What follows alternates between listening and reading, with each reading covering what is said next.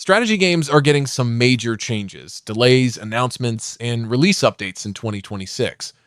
From large-scale battles to deep management and empire building, these titles have plenty of new details worth checking out. Let's take a look at the latest updates shaping their 2026 releases. Espiocracy is an espionage grand strategy game set during the Cold War, where you lead the intelligence agency of one of 74 countries. You can deploy agents, spread propaganda, manipulate political actors, stage coup, launch proxy wars, and carry out assassinations while managing your agency's staff, operations, and budget. The game also covers nuclear brinkmanship, the space race, decolonization, and shifting global alliances. A new developer diary details the blue-red alignment system, where major and minor events can influence the Cold War. The planned release has moved to Q3 2027, with expanded playtests and a demo planned. Ashes of the Singularity 2 is a massive, real-time strategy game where you command thousands of units across continent-sized battlefields in a futuristic war for control of the solar system. You can choose between the United Earth Forces, Post-Human Coalition, or AI Substrate, each with unique units, strategies, and goals. Strategic Zoom lets you manage battles from orbit to the front line, while terrain can change as structures collapse and Terrenium reshapes the battlefield. The game also includes a campaign, co-op, PvP, and instant action modes. Recently, the developers have showcased new gameplay through 2 video blogs. The August 6 update showed a large multiplayer battle featuring a desperate fighting retreat, while the August 13 update demonstrated choke points, flanking maneuvers, and artillery being used to create kill zones. The game is currently listed as coming soon. Gilded Destiny is a grand strategy game set during the Industrial Age, covering the 19th and early 20th centuries. You take control of a nation and guide its development through diplomacy, warfare, industrialization, politics, and social change. Its globe is built from more than 1 million hexes, with terrain affecting military campaigns and industrial expansion, while armies, supply lines, production chains, trade, reforms, migration, and political parties all shape your nation. Full-world editing and modding tools are also planned for release. Recently, a developer diary gave a detailed look at the naval system, revealing 5 ship classes, customizable fleets, admirals, patrol and blockade tasks, hidden enemy fleets through fog of war, and naval battles split into maneuver and firefight phases. Gilded Destiny is planned to release in 2026. Transport Fever 3 puts you in control of a growing transport empire, where you build and manage routes across roads, railways, waterways, and airways, while balancing profits, maintenance, traffic, and the needs of expanding cities.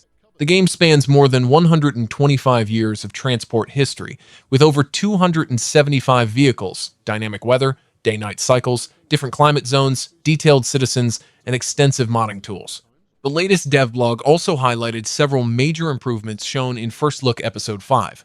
These include a completely redesigned line manager and vehicle purchase menu, better trained pathfinding and reservation logic, plus improved lighting, weather, ambient sounds, and quality of life features. The update also revealed expanded modding support, a cross-platform mod hub, and major upgrades to the model editor, giving players and creators more control than before. Game of Thrones War for Westeros is a real-time strategy game set across the 7 kingdoms, where you command the great houses and fight to claim the Iron Throne. You can lead iconic heroes into large battles, compete in multiplayer skirmishes, and rewrite the fate of Westeros through your strategic decisions. The game is also planned to support solo play, PvP, and co-op. As development continues, the developers have now started revealing more of the game, with a gameplay teaser released on August 13.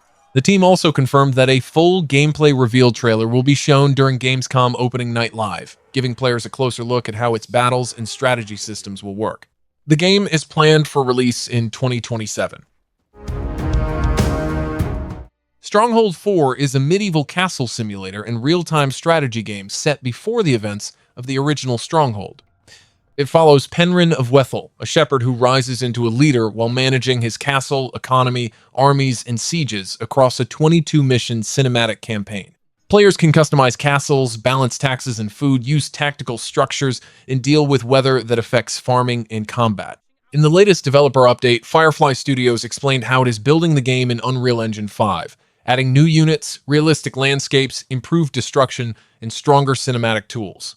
The studio is also using lessons from more than 25 years of development to refine the design, art, and storytelling. Stronghold 4 is planned for 2026 and will launch in early access, with multiplayer, co-op, and an economic campaign planned for later.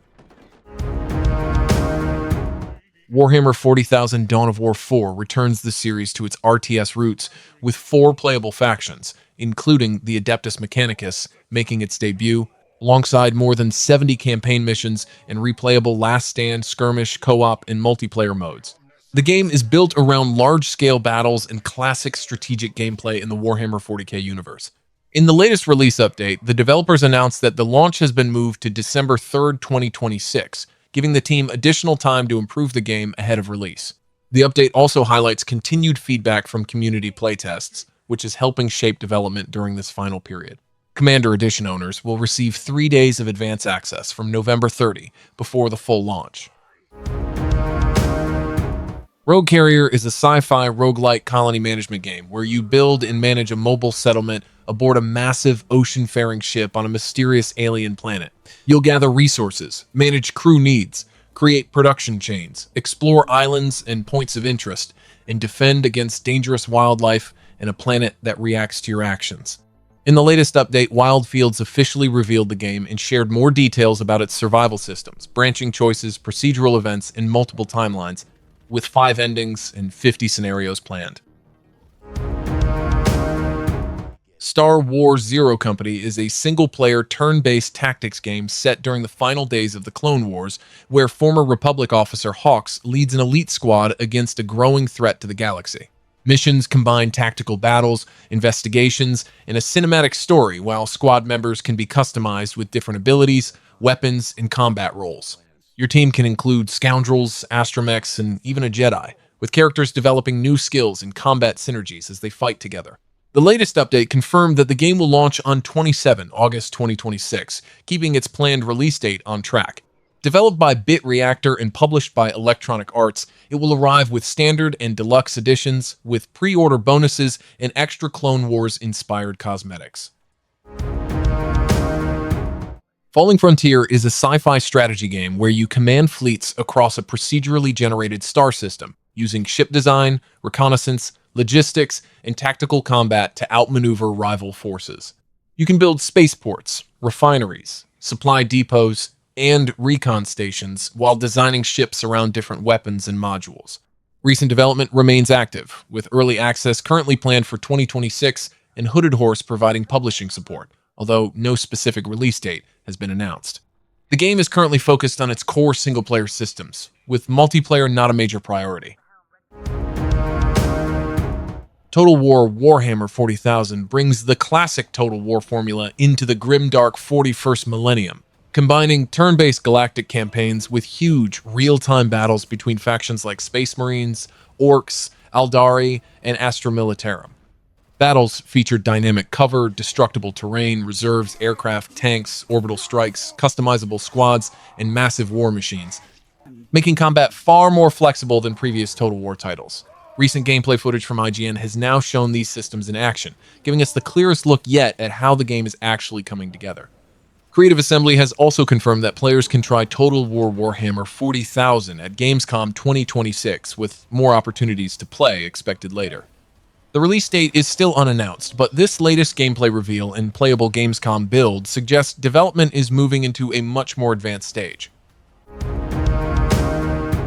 Citystate Metropolis is a city builder where players can design everything from small, sustainable towns to massive futuristic cities using gridless zoning, procedurally generated buildings, flexible roads, and powerful editing tools. The simulation can support populations exceeding 1 million, while taxes, budgets, traffic, housing, regulations, and socioeconomic factors shape how the city develops. Players can also create custom buildings, design parks, shape terrain, and generate rivers and lakes. The early access version already has its core mechanics and UI in place, with rail transport, subways, tunnels, new services, and expanded modding planned for the full release. Citystate Metropolis is planned to enter early access in 2026, with the developer expecting the early access period to last around 18 months.